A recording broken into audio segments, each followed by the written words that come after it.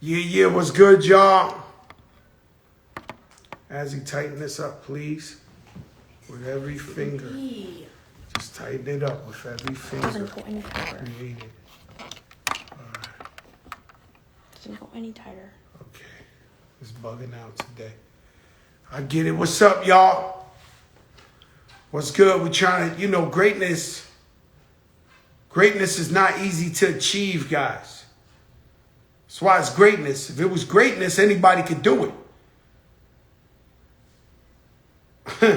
If it was greatness, if it was simple, everybody be great. So greatness is not easy to achieve, guys. We've been coming over here every year for a year straight with the biggest in the game. We got a big boy.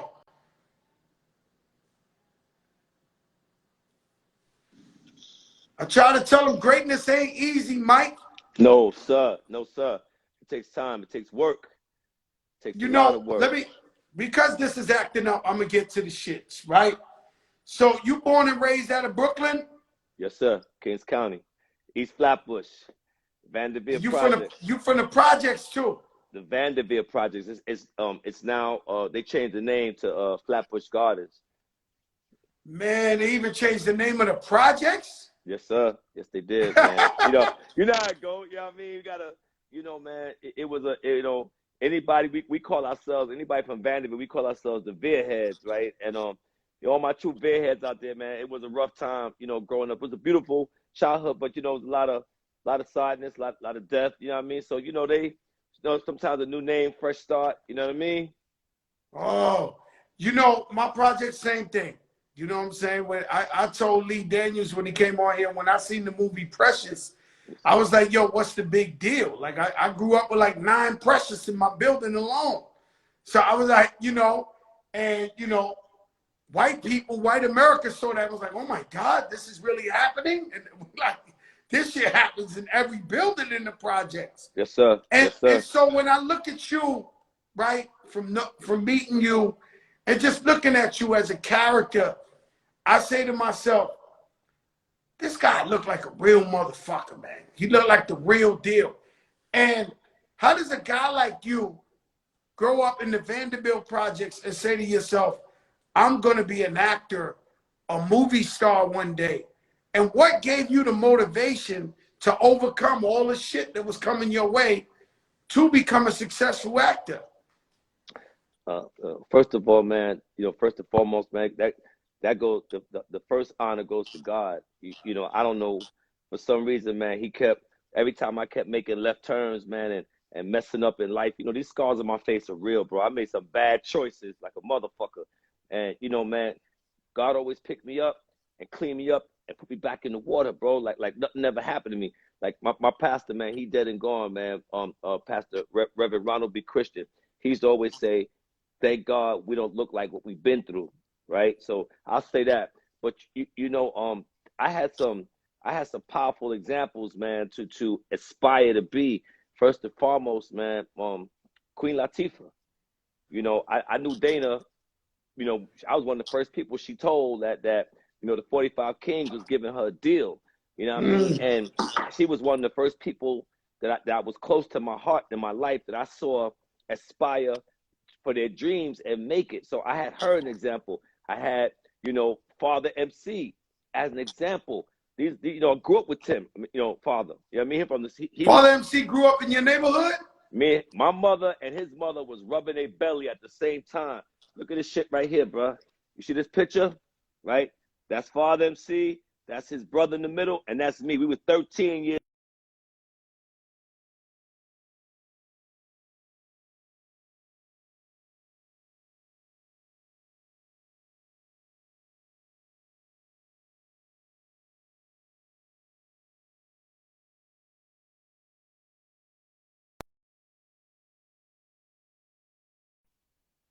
My brother. Yes, sir. I'm sorry it paused again. So you and Father MC grew up as childhood friends. Yes, sir. Yes, sir. That happened to me with Lord Finesse and Diamond D and Showbiz. I grew up with them, and if it wasn't for Lord Finesse, I would have never believed in myself.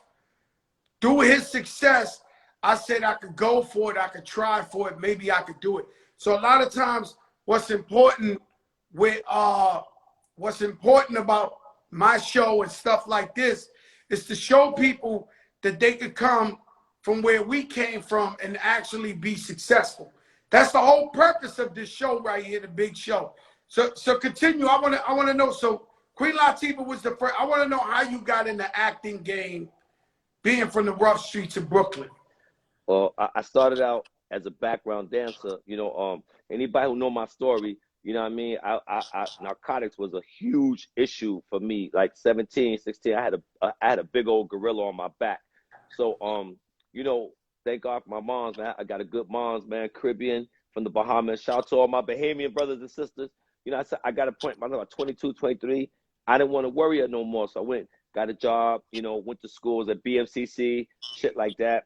And I started just, you know, I started seeing these early films, you know. Well, first of all, I started out, Janet Jackson, right? I saw her video, Rhythm Nation, and something just spoke to me. I was like, yo, why do I feel like I want to become a dancer? Why do I feel like it was the imagery and the way she was, like, you know, like show, like her strength in the video. It made me want to be a part of that movement, right? Like I could be part of this family. And, you know, the video was like, you know, remember you got Tyrone Turner running around in the warehouse, dark-skinned brother, you know, lost in a damp, dark warehouse. Like my life felt like that. And I was like, damn, you know, I just decided I wanted to become a dancer. And that started my career. Shortly after that, I got my $150. You know, I was, you know, drunk at a bar, and some beef broke out, and, you know, I zigged when I should have zagged, and it is what it is. So you got cut with a bottle, or you got cut with a razor? No, he had the razor in the mouth. You know, Rikers. He had the joint. Yeah, he spit it on me. I ain't even see it coming. You ain't see it. You ain't even feel it. No, sir. I didn't feel it. So you know, my whole neck is cut open. Fight ended. Yes, sir. My whole neck is cut open. Yes, sir. That's another story. I got cut.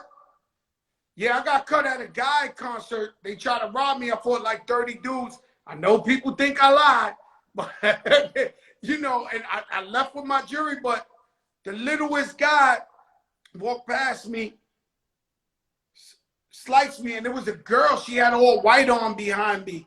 And when I looked at her, she had blood. She was looking at me so scared, and she had blood all on her.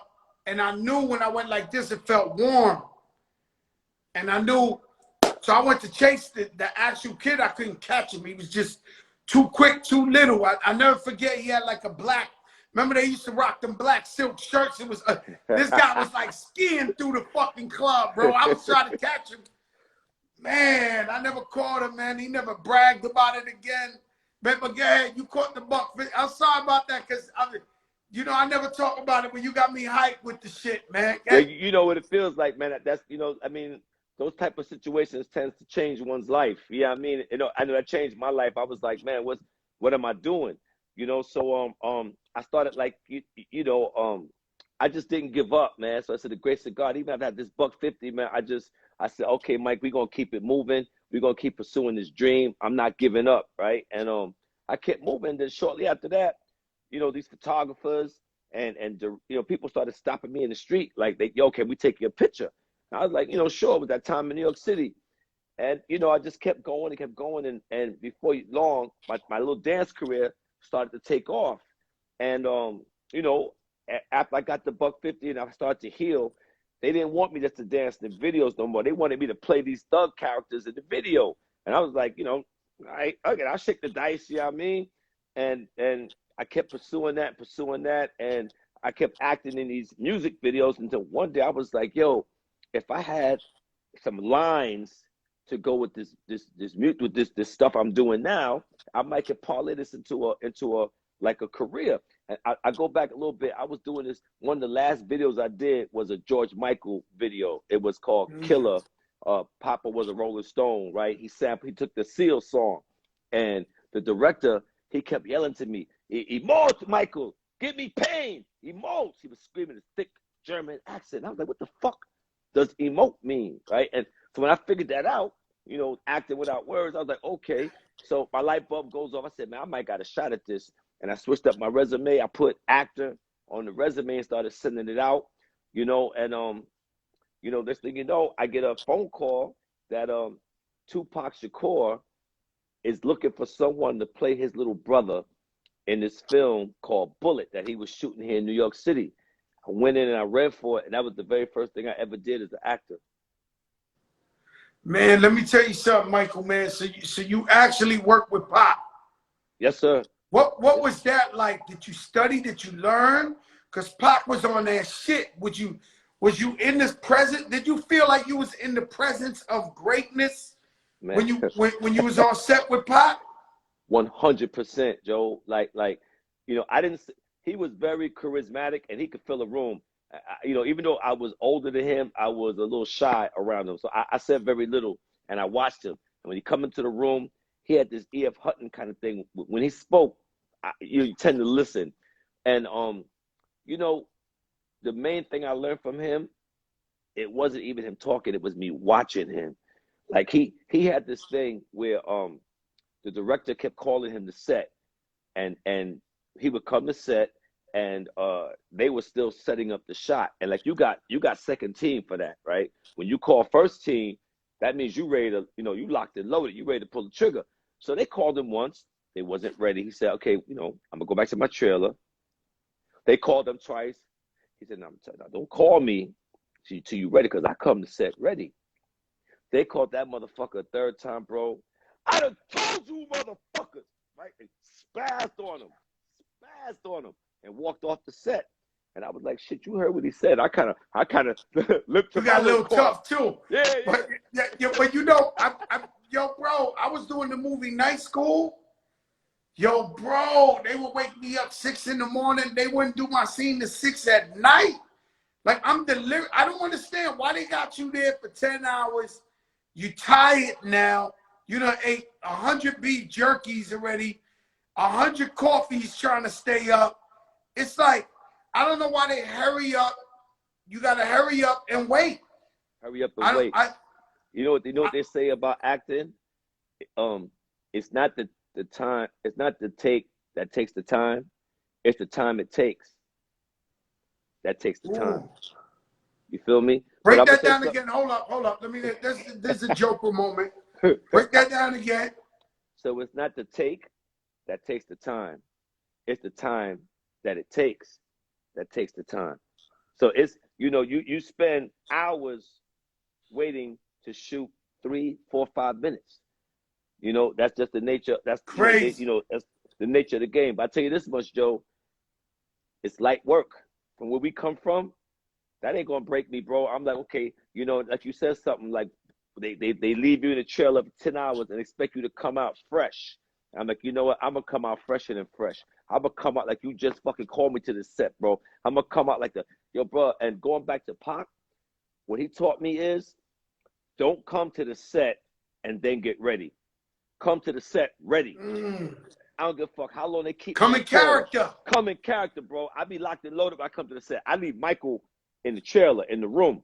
I come to the set, I be ready to bust that gun, because I'm like, because I'm nothing like you. But when I shoot a movie or something, or when I do She's Gotta Have It, I get me on purpose the smallest hotel room in the world, and I just go over my lines and practice it by myself. No family, no friends, no nothing. And then when I go there, I take it serious. Like you gotta, you might only get one shot at this. You gotta take it serious. Yes, sir. Yes, sir. Yes, sir. And I want to know, bro. You just, bro, your artistic level, man. I can't, you know, me. I coined myself the hip hop rapper, bro. I mean the hip hop actor. Excuse me. And bro, your artistry and your level of what you did of emotion and the culture, what you put on wax, bro. I mean, you've inspired me more than you know. So I just have to put that out there. I give you flowers while you can still smell them. You feel me? God bless to you as well, man. It's an honor to have you on the show. You know, I was gone for a week. I had to come back big, man. And I said, yo, I saved you for a hot day. And let me tell you, I heard a story one time that Maya the singer was the one who called you up and said, yo, Michael, You got to come to New York. I set up a meeting with you and Martin Scorsese. How did you know her? And how did she know Martin Scorsese to set that shit up? It's the story is that's not. I'm gonna get first of all shout out. Oh no, tell me the real story. That's something I heard. That's my little sister, and I want to give a shout out to my little brother Eddie Morales, man. Eddie Morales, my little Brooklyn brother, major choreographer, dancer. It was through him that I got that gig, dance with background with Maya. I was in LA. We was about to do a show, and I called my manager back in New York, and I was, just checking in. What's up? And she was like, "Yo, where you at?" So I'm in LA, about to go on stage. She was like, "Yo, you better have your ass back in New York City on Monday." And I was like, "Why?" She said, "Yo, Martin Scorsese is looking for you to put you in this movie called Bringing Out the Dead." Right? So I said, "Okay." Me and Maya, I knew that her manager at the time was not going to just say, "Okay, buddy, go home and live your dream," So we made up a story about a family emergency. She got her musical director to spot me the money for the airplane ticket, right? And I flew home to make it in time for the audition. I did that one show. We had two shows that weekend. I did the first show and then I dipped, right? And yeah, I never looked back since then, man. Went in the room. I read for the role, and Marty, as I call him, he was like, he looked at his casting director. He was like, "Yeah, give him the job. You're a damn good actor. Get the part." He has it. Cast me right there in the room, bro. Cast me right there in the room. I never looked back from then. What's so dope about you is your range of doing different roles. The Boardwalk Empire. That was my shit. Like you was chalky. Hey yo, Nucky Thompson. That is one show that I believe ended too early. That's one show that I thought could have had another season or two.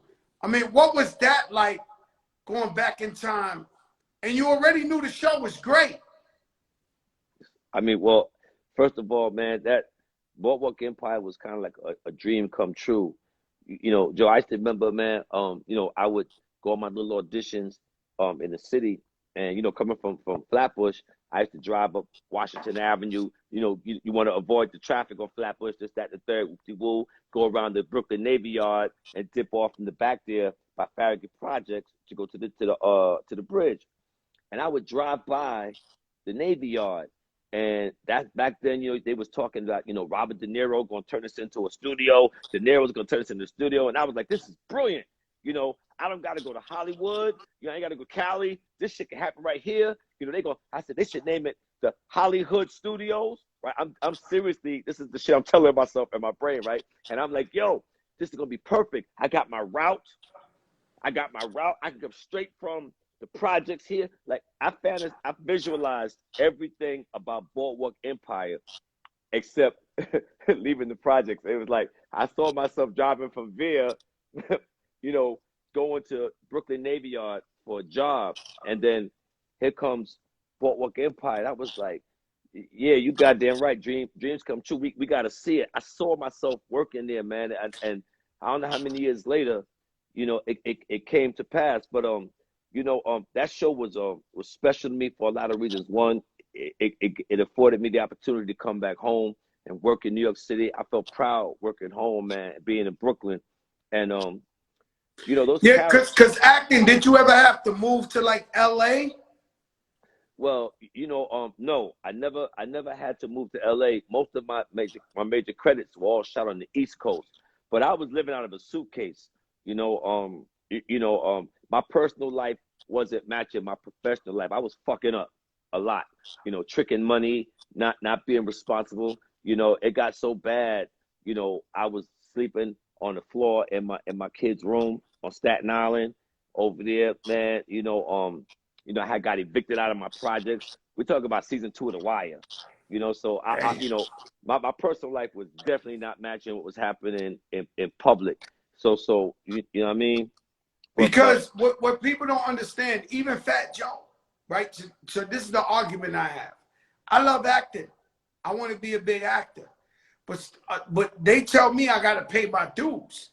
So now if they like, yo, Joe, we want you to work on this joint for Netflix for the whole summer.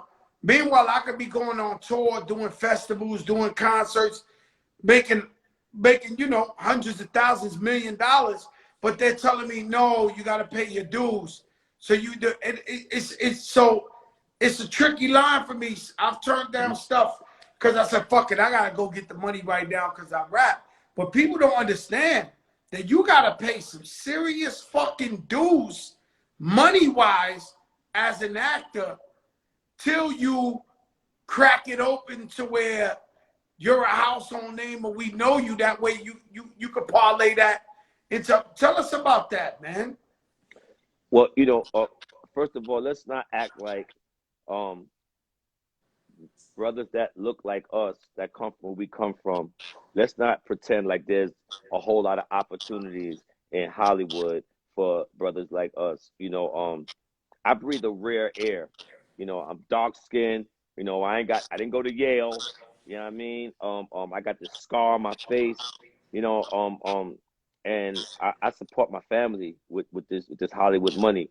I breathe a rare air, man. It ain't easy, you know. But I will tell you, you know, yeah, there's you know, I had to pay dues. There was a time when after Maya was my last tour, and I booked that Scorsese, I was doing little bits and parts like, you know, Law and Order, NYPD Blue. Shout out to my brother Malik Yoba, you know what I mean? And Shout out Malik. yes, sir. And little shows they had going on in New York City. And then I booked Sopranos, right? And I was like, oh shit, you know, I thought a star was born. And then like in 98, 99, the phones went dead, right? The phones were completely dead. I couldn't book a job if you threw it at me, right? And so I remember my mom's, she ran a daycare in the projects where I'm from.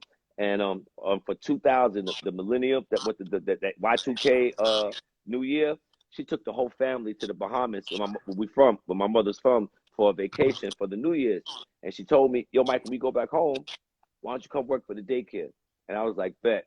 So I worked for my mother in the daycare all of 2000 up until October or November of 2001, right? I'm sitting in my crib. I was sitting So, Mike, this is after you're already on TV. Yes, sir. Yep. You're on the Sopranos. Yes, sir. Yep. Yeah, I was back in the projects working, and I was proud. I was like, yo, us is beat the blank, right? I'm proud of my mother. So we was doing that, but you know, I was still, something was calling me. I started, like, you know, I started dipping back to them narcotics. And one night, man, it was me, my cousin, and you know, Ruck from Smith and Weston, God bless the dead. Yeah, me, Ruck, and Sean Price, aka Sean Price. We was in my crib. You know, we doing playing chess, smoking weed, this, that, and the third, and we had the music on, and the TV was on mute, and the episode of Sopranos that I did came on, and I was like, oh shit. So I went back to my mother, and I was like, Mom, you know, I think I should get this acting shit one more shot, right? Let me just get this one more shot. She said, what you need? I said, yo, let me spot me, you know, 10 racks. I gotta go get headshots again. I gotta put a reel together. I gotta buy a computer. You know, all these things I never had.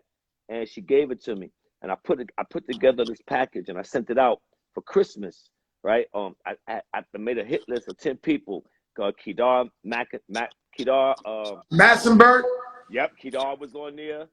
Jimmy Roseman, he had the Henchman Entertainment at the time. I put Shakim Kapoor, Latifah's manager. I had Jackie Brown Carmen. She's a major casting. I had about 10 people, and I sent them out for Christmas presents. I was like, okay, Mike, you know, I said, January, the phone gonna start ringing. Man, February came. It wasn't nothing going on, man. I slipped into such a depression. You know, like, I mean, I got real dark. You know, 9/11 had done happened already, and I got real depressed, man. And I just didn't know which way my life was going, bro. And I get a phone call. My mother called me and she said, yo, come downstairs. There's a fax for you. And that fax was the breakdown for Omar Devone Little. And then Omar was coming. Yes, sir. Yes, sir. Hey, yo, listen, man. I saved the best for last, even though you you are Omar, man. And I don't want to typecast you or whatever, but playing such a villain, such an ill role in The Wire, did you find people in real life thinking like you might be that same guy in real life as Michael? Yeah, I did go through a situation where actually it got a little dangerous. It was in Chicago actually, and shout out to my brother Fred Hampton Jr. He came to my defense out there in Chi-Town, man. It got dicey, but some of the drama was they thought that I was really Omar. Like, some situation happened where a young lady, some brothers had threatened to put their hands on a young lady, and that wasn't going to happen on my watch. So yeah, it got a little crazy. So, but yeah, that was one incident. But getting back to the term you said about typecasting, right? So very early on, right after The Wire was done, I was getting that question: aren't you afraid of being typecasted? And a lot of times I had brothers asking me that question, right? And I was like, "The fuck you mean?" I said, "I'm afraid of not eating." Right? This is my gig. Do you act white actors? I mean, it's a gig, right? And then I had to think, where's this question coming from? And I realized the same pen they wrote that question with is the same pen they redline our communities with.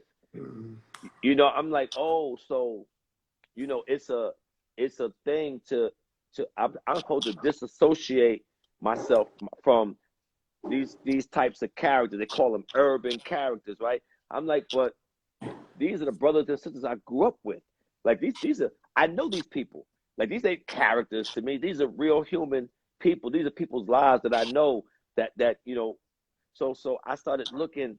I made a decision early on in my career to not allow Hollywood to stereotype my roles. The Vanderveer is 59 buildings strong. I've seen a lot of people come, and I've seen a lot of people go, and I've seen the string of bad choices that leads someone to thinking that they got no other option, right? So I know they mothers, they aunties, they sisters, they brothers. These are my peoples. So I made it my business to tell these characters with empathy and compassion and dignity. You may not agree with the choices that my characters make, but you're going to understand, you're going to have some compassion for them. And so I made that my responsibility early on. And there's no such thing as typecasting for me. I don't get to assimilate into nothing else but the Black experience. So that's why I'm at with it. That is a fact, and that's why we love you, man, because you so real, you so raw with everything you do. You start alongside some serious people. James Gandolfini. What was that like? He's one of my favorite ever. What was that like working with him? The scene that I did on Sopranos, I actually never even got to meet him. The scene I did was remember, I don't know if you follow, remember when Jackie Jr. tried to rob all the bosses and it went wrong and some people ended up getting murdered and he had to hide out? He was actually, I think he was dating Tony's daughter, and he had to hide out in the Boonton projects in Jersey. And he went to a brother's house, and that was my character. That was your house. So yes, you sir. never got to meet James Gandolfini. I met him one time. Shout out Jesse Terrero. He made it possible for me to meet James. I got a picture with him and my son. But this Wire, you was in there and you was killing, and you would work with so many guys that was already lit. Coming in like Wood Harris. Yes. All these guys. Like, how did it feel? Did it feel comfortable? You was like, yo, I gotta be as big as these guys, because you walked in there, Idris Elba, J.D. Williams, Hassan Johnson, Wendell Pierce, Sonia Song. I walked in the set and I was like, oh shit.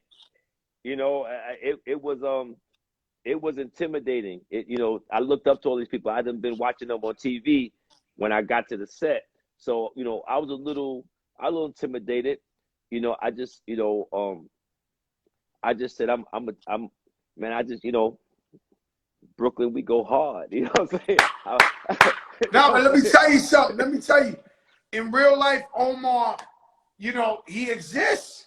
Like, you know, that guy, that grimy extortion, Omar's coming, they exist. You know, these the animals we have to deal with coming up in the hood and in the drug game and shit like that.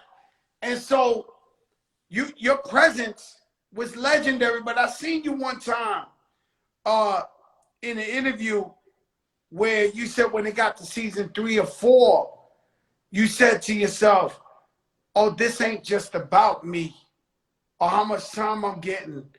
There's a bigger picture to this. Could you explain what you meant by that? Yes, sir. So after season 1, it was coming time for season 2, and we were getting the scripts, and I started to see that David Simon was taking the storyline, the narrative, to the docks, and was hiring all these white actors. And in my ignorance and small-mindedness, I couldn't comprehend that. It looked to me that you're gonna take this great show that black people just made popping, and you're gonna just give it to white people. I thought we were being phased out, and it bothered me. I actually went to David Simon and I asked to have a meeting with him. I asked him to explain this to me, and he chuckled, and he, you know, he's a man of few words. He said, "Trust me, Michael. If we were to take the storyline right back to the projects in season 2, it would make your world seem so small." He said, just be patient, trust me. And I didn't get it. I didn't get it until season 3. The way that he started to weave these characters in, and the way he was open, letting this storyline, this world breathe. I was like, it humbled me, actually. And most importantly, I started realizing the impact it was having in the hood, in the community. The way brothers was running up to me and was like, my nigga, you know, it felt different. It didn't feel like typical. And I was like, this is something else. And it humbled me, and it made me realize that I was a very small part of a much larger picture that was being told, man. And you know, I always tell a story about Derek Jeter. He's my favorite baseball player. Yes, sir. And one day I'm in Yankee Stadium and Derek Jeter goes to bat up, and I'm screaming like a groupie. I'm like, number 2, you're number 1. Number 2, you're number 1. Like, you know, and everybody's screaming for this guy. He looks up. You know, he had that swag. And there's 60,000 people screaming for him. And then at one point, I look at the crowd and I say, does he think everybody's really here just for Derek Jeter? Because one day he's going to retire and the Yankees go on, the show go on.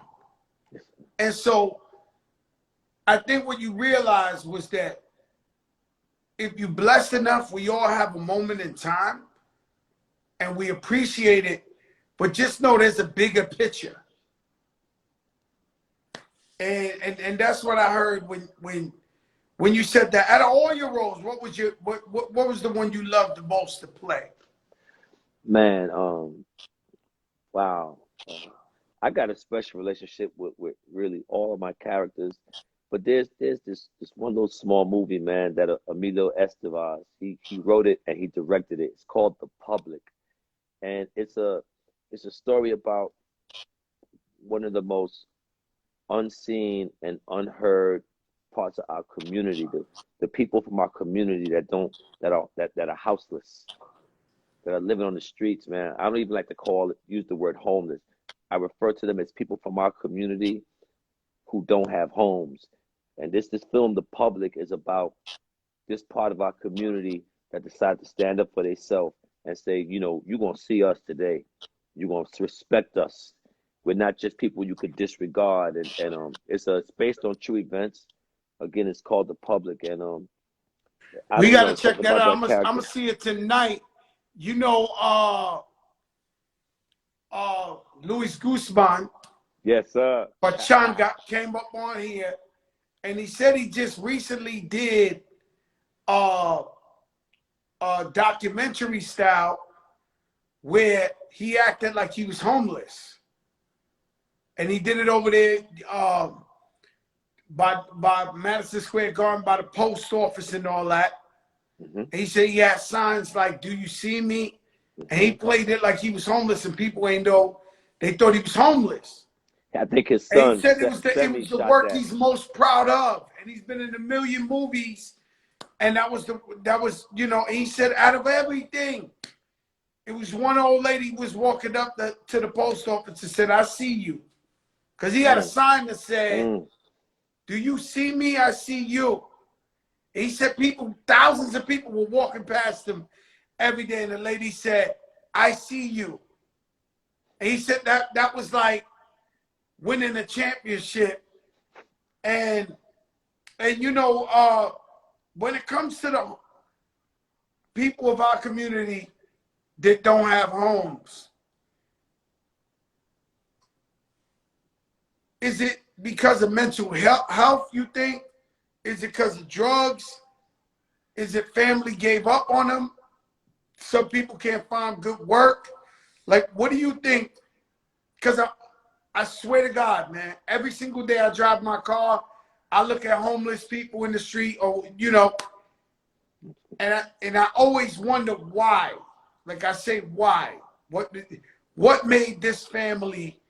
What made his family or her family give up on them? Why are they in this position?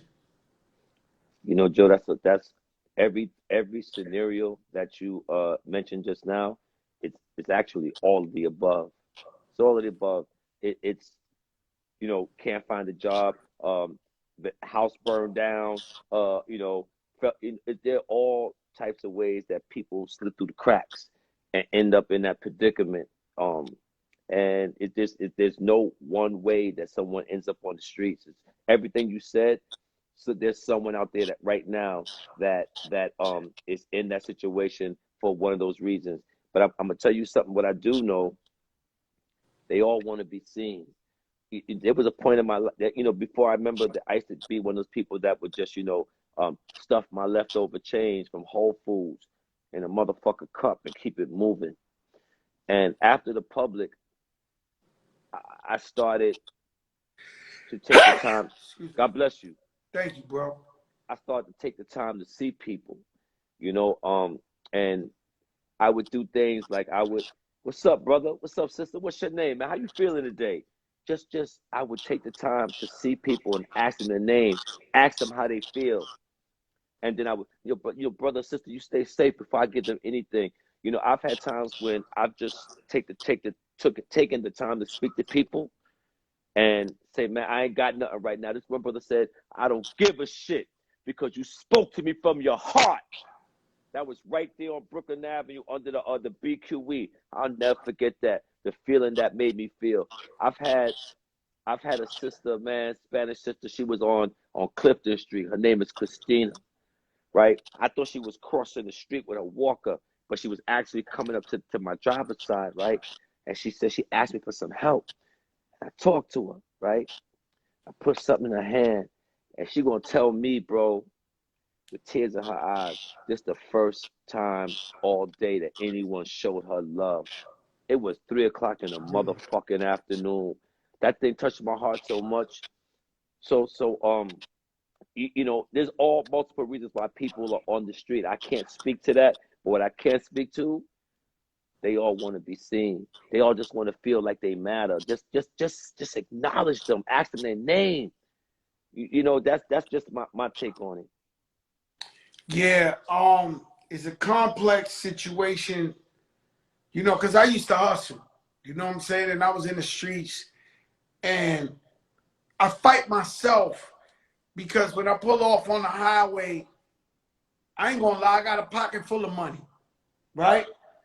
And these guys, they look like they getting high, they asking for money, and I always had a rule that if I think they getting high, I'm not gonna give them no money because I know where they going to use the money.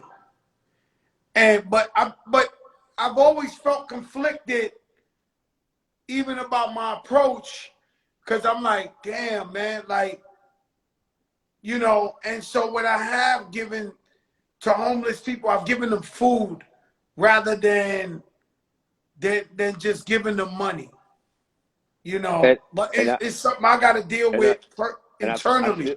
I feel you on that, right?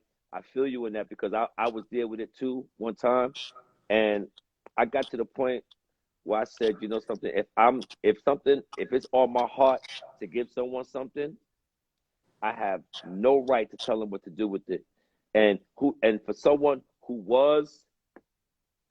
did used to get high like that, cause never for the grace of God, that could have been me out there on Houston Street, on Delancey Street. Shout out to my brothers and sisters over there by the Bowery. That could have easily have been me. I ain't gonna fake that fun. I ain't hold you up with that. That could have been me. So I know what it was like. We just want that one more.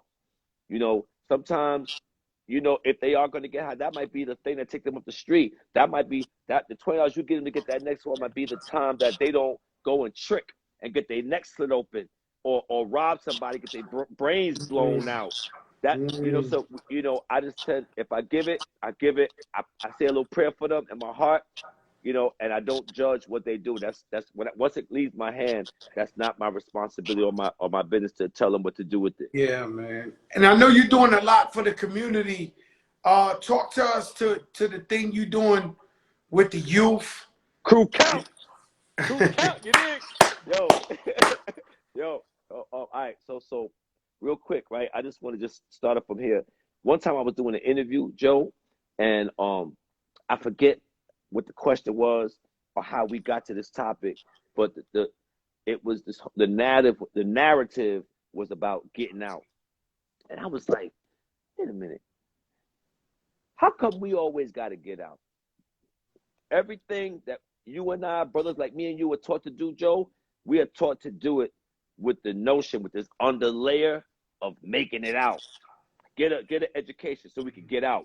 Get a good job so we can get out. Become a famous entertainer or athlete so we can get our mama out. Get out. Where the fuck is we going? Where's we going, bro? How come once we make it, we are told and conditioned to leave the very same community that made us who we are?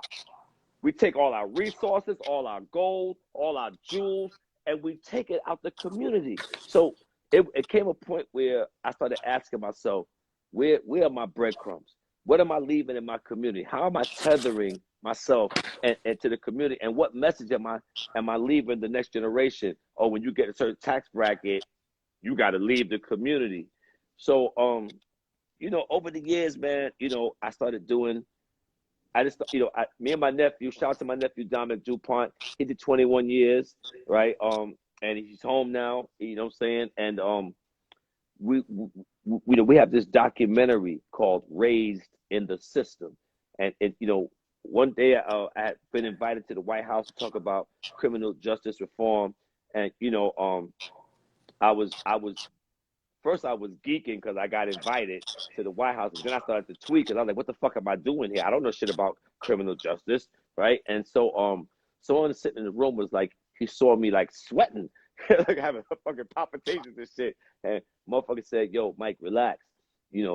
It's the people closest to the problem that are usually the ones closest to the solution.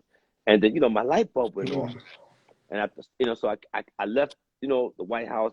And by the way, it was when President Obama was in office. And I left and I was like, damn. I ain't get an invite, man. I definitely had my ruby red dancing shoes, but I never got invited. I wanted to go. Man, I never been invited to the parties neither, man. Don't feel bad. But I want to go to one of the damn birthday parties. I ain't never been neither. But we was there for like 10. It was about a 20-minute meeting. He had to leave. But after there, I started looking at my life and the people in my community, and like, damn, how come everybody in my hood always making these types of choices? Like, what's up with that? Like, and so I took it to the producers at Viceland, and I said, yo, what is this? And they said, well, how old were your friends and family when they first started going in the system?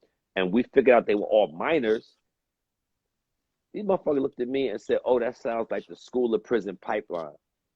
And I'd never heard that sentence before. I thought, the what, the where, the what?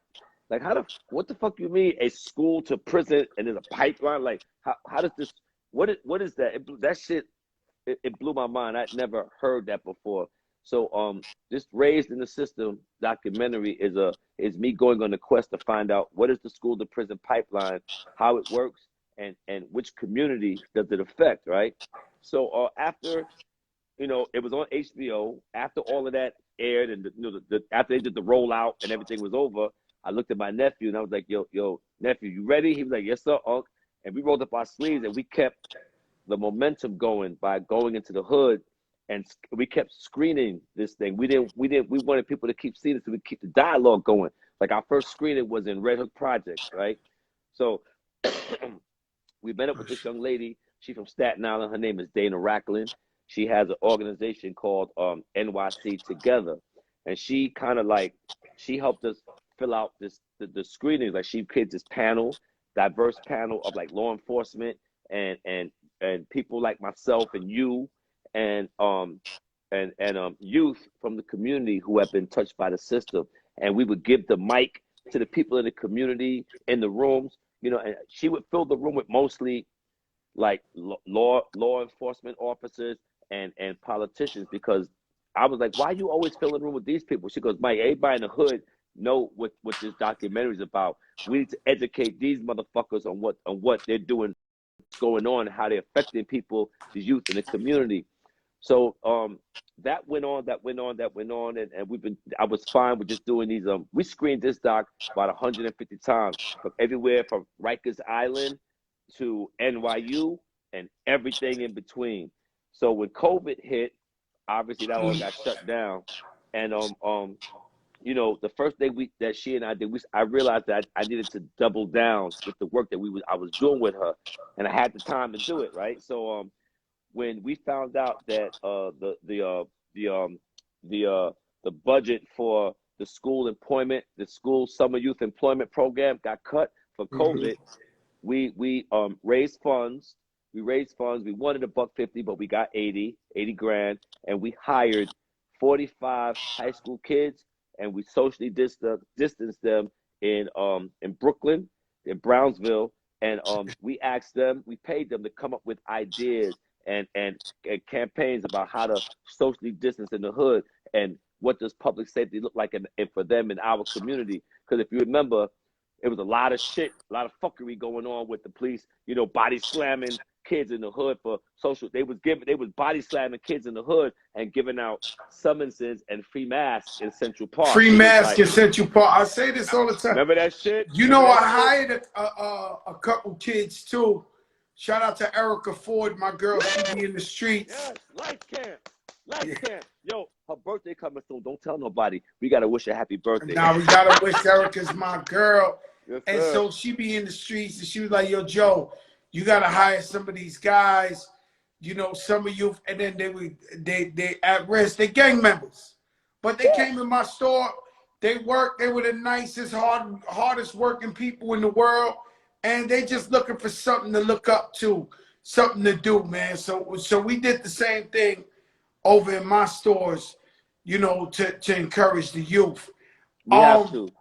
But one thing about something I just want to just touch on something you just said. Right? I'm not going to cut your wisdom, but thank you for acknowledging, you know, our gang members in our community. I'm not saying that I condone the violence and the banging, but let's face it, it takes all hands on deck, and you know, everybody's voice matters, bro. And if we could all come together to find out how to save the next generation of our youth, I'm down to work with any and everybody. So I thank you for acknowledging, you know, our gang, let's call it our gang culture in the community, because at the end of the day, man, everybody just want to feel a part of something.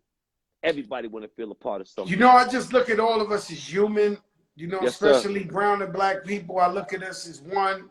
I look at us as, you know, how much do we truly need, right? So if we can spread knowledge, you know, stuff like this show, there's a reason why me and you talking about real shit, you know, because you in your mind and me in my mind are hoping that if there's just one kid out there that needed this conversation and they could turn it around and bump into one of us 10 years from now and be like, yo, you remember y'all talked on that IG?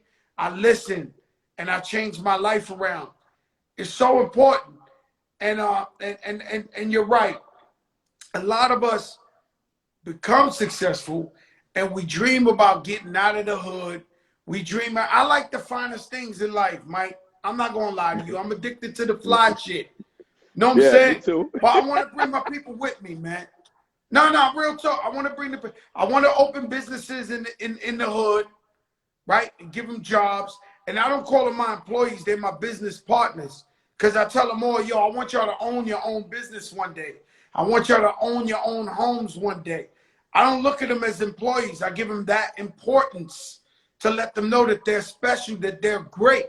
At the same time, you know, we don't want to point our fingers at nobody, but no, we don't. our people, they make it and they gone, and we never see them again, right? And so what's right, what's wrong? I have two different theories about it, right? Big L got killed on his own block. Jam SJ got killed on his own block. You know how this go. And unfortunately, no matter how great you are and how celebrated you are around the world, chances are Nipsey Hussle. Chances are they'll kill you in your own hood. So Fat Joe, you think the Bronx, you like this Fat Joe. We gotta go see Fat Joe.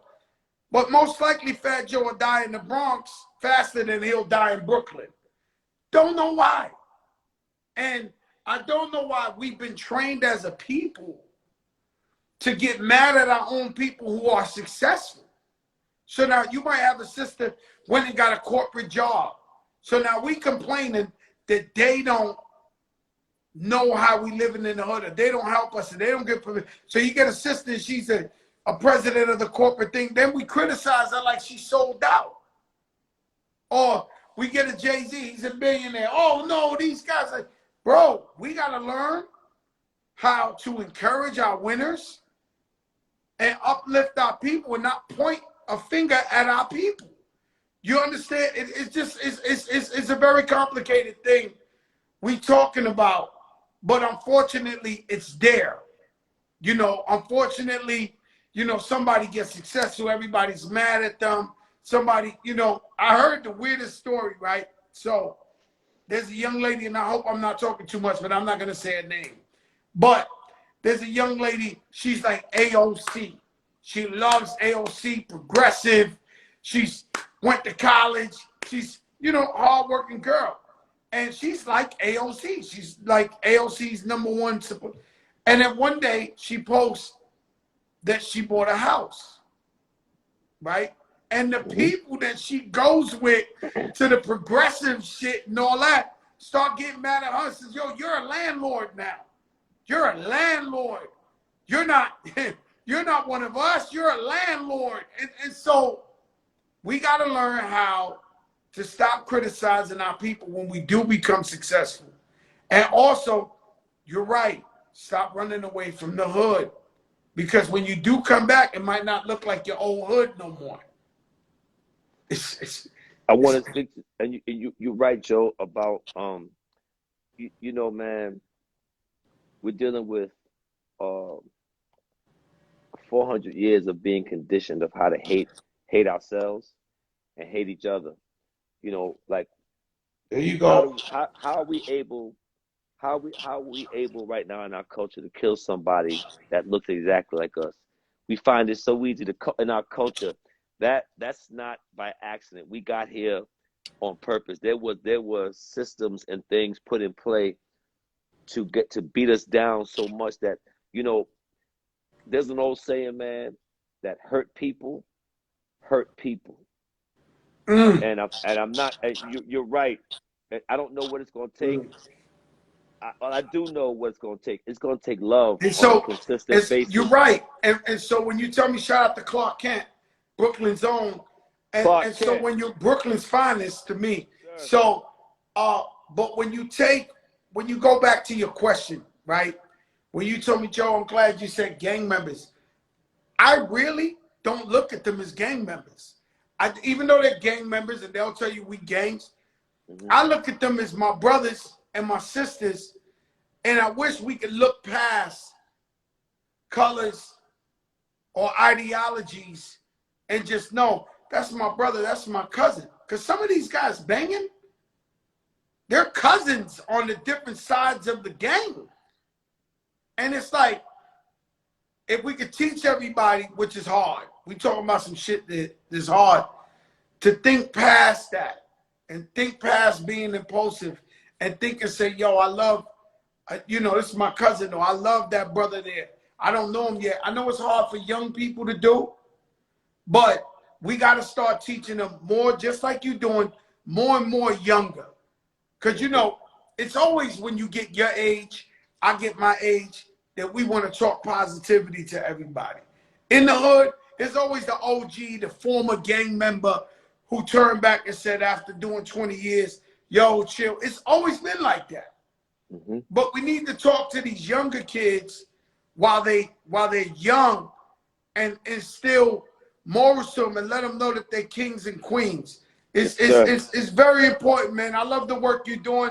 My brother, I love you. I thank you for coming on here. Bro, please, because I just want to just end what you just said just now, because this is the goal right here, right? What you said is 100% right.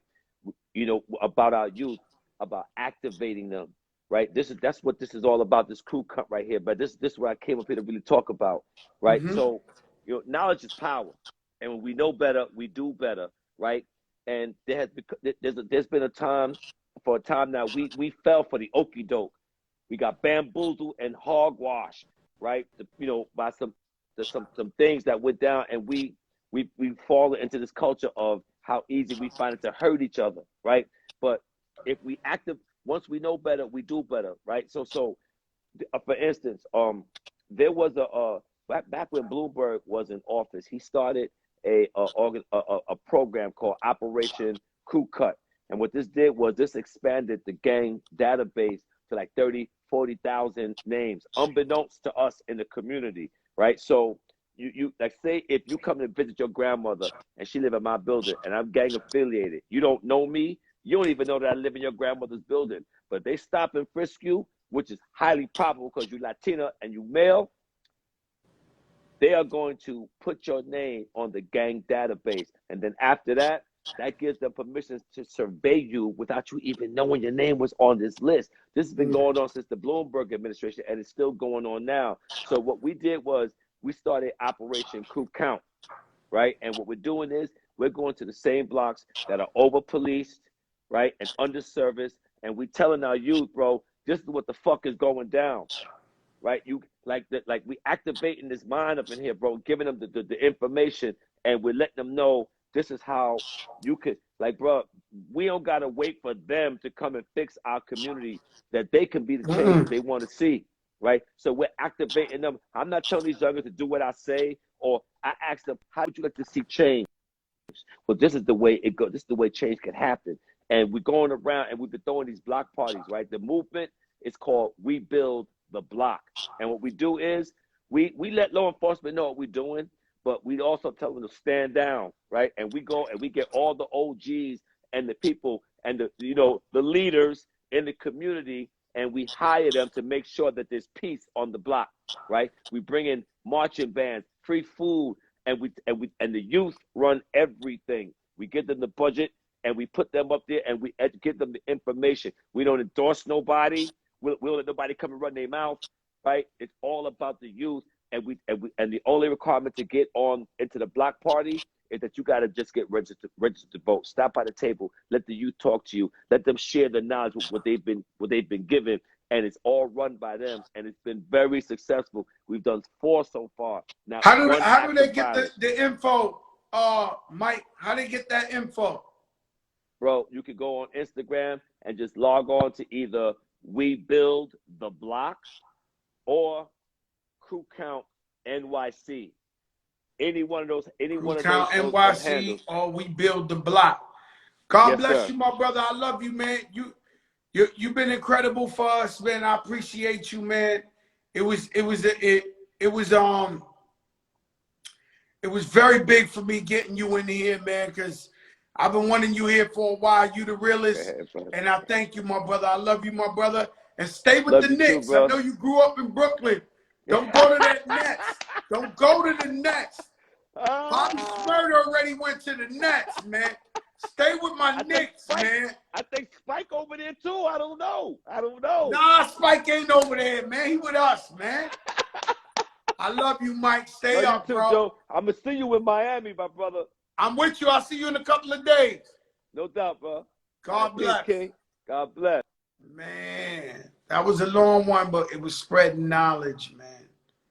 It was spreading knowledge. It was a long one, but it was spreading knowledge. And what a great dude, what a powerful dude. He did it in his own way. He did it his own way. And shout out to Mike. I wish him the most success. We build the block. Go on there on Instagram and see what it is. I definitely want to donate to the cause because I love what he's talking about, and I love the youth taking the power back into their own hands in a positive way. Rashad, what's good, my brother? Yo, this is the biggest show in the game. Salute the one and only Big Pun on Big Pun Plaza. God bless you. You deserve it, my brother. Peace.